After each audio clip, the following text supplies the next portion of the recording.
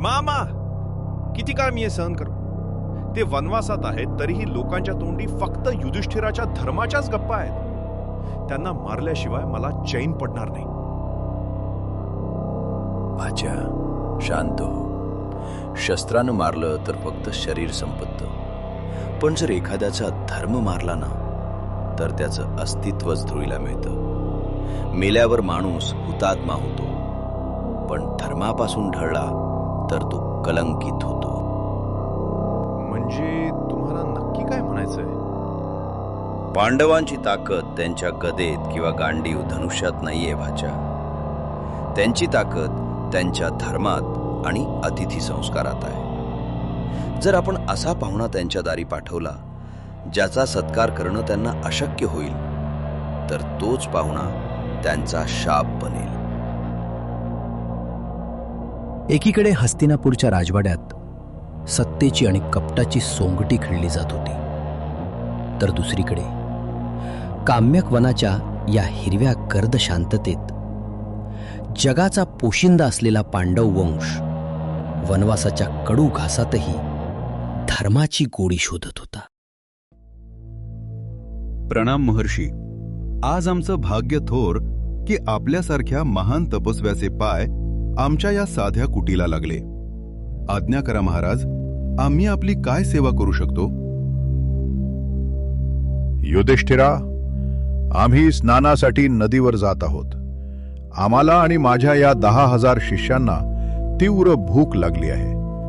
आम्ही परत येईपर्यंत अन्नाची उत्तम सोय करून ठेव. लक्षात ठेव, पाहुणा दारातून विन्मुख गेला तर त्याचा शाप संपूर्ण कुळाचा नाश करतो. दुर्वास ऋषींचं शब्द म्हणजे दगडालवरची रेघ होती, पण खरी अडचण तर द्रौपदी समोर होती, कारण अक्षय पात्र तर आता धुतलं गेलं होतं. देवा, हे काय संकट ओढवलं. माझ्याकडे अन्नाचा एक कणही उरला नाहीये आणि ऋषींचा कोप तर जगाला ठाऊक आहे. जर 10,000 पाहुणे उपाशी गेले तर माझ्या पतींचा धर्म धुळीला मिळेल. द्वारकाधीशा, आता तूच धावून ये. अगं सखे द्रौपदी, असं रडून कसं चालेल? मी इतक्या लांबून तुला भेटायला आलोय आणि तू स्वागत करण्याऐवजी रडतीयस. कृष्णा, तू आलास हे माझं भाग्य, पण आज मी तुझी सखी नाही तर एक गुन्हेगार आहे. दुर्वासा ऋषी 10,000 शिष्यांसह जेवायला येत आहेत आणि माझ्याकडे अन्नाचा एक कणही नाही. आज पांडवांच्या कुळाची लाज जाईल रे. अगं, जगाची काळजी नंतर कर, आधी या भावाचा विचार कर. मी खूप लांबून आलोय, मला प्रचंड भूक लागलीय. आधी मला काहीतरी खायला दे, मग बघू काय करायचं ते. कृष्णा, मी तुला कसं समजावू? मी स्वतः जेवून भार धुतलंय. अक्षय पात्र आता उद्यापर्यंत काहीही देणार नाही.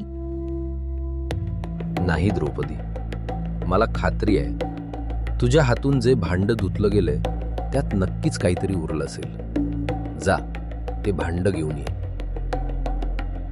हे बघ, तू म्हणतेस काहीच नाही, पण इथे तर साक्षात अमृत उरलंय. ज्या परमात्म्यानं हे संपूर्ण ब्रह्मांड निर्माण केलं, त्यानं आज आपल्या भक्ताची लाज राखण्यासाठी तो एक छोटासा अन्नाचा कण आपल्या मुखात टाकला आणि त्याच क्षणी एक चमत्कार घडला. तृप्तोस मी तृप्त झालो. गुरुदेव, हे काय होतंय? अचानक माझं पोट इतकं भरलंय की मला श्वास घेणंही कठीण होतंय. महाराज, असं वाटतंय जणू आम्ही आत्ताच पंचपक्वान्नाचं जेवण केले. आता अन्नाचा एक घासही पोटात जाणार नाही. हा कुणा मानवाचा खेळ नाही. साक्षात नारायणाने भक्तासाठी हे लीला केली आहे. आपण जर आता पांडवांकडे गेलो तर आपण जेवू शकणार नाही आणि आपला अपमान होईल. त्यापेक्षा इथूनच निघून गेलेलं बरं. जेव्हा आपण मी आणि माझं सोडून त्याच्यावर सोपवतो, तेव्हा एक कणही संपूर्ण जगाचं पोट भरण्यासाठी पुरेसा असतो. पाहुणा दारातून उपाशी गेला नाही, कारण द्रौपदीच्या भक्तीनं आज साक्षात देवाला तृप्त केलं. मित्रांनो, अतिथी देवो भव म्हणजे केवळ पाहुण्याला जेवू घालणं नाही, तर आलेल्या पाहुण्यामध्ये ईश्वर पाहणं आहे. तुमच्याकडे काय आहे यापेक्षा तुम्ही ते किती प्रेमाने देता याला महत्व आहे. दुर्योधनाचा अहंकार 10,000 पदार्थांनीही ऋषींना तृप्त करू शकला नाही, पण द्रौपदीच्या एका कणाने देवालाही तृप्त केलं. माणुसकी आणि भक्ती जिथे असते तिथे कमी पडणारं अन्नही अक्षय होतं.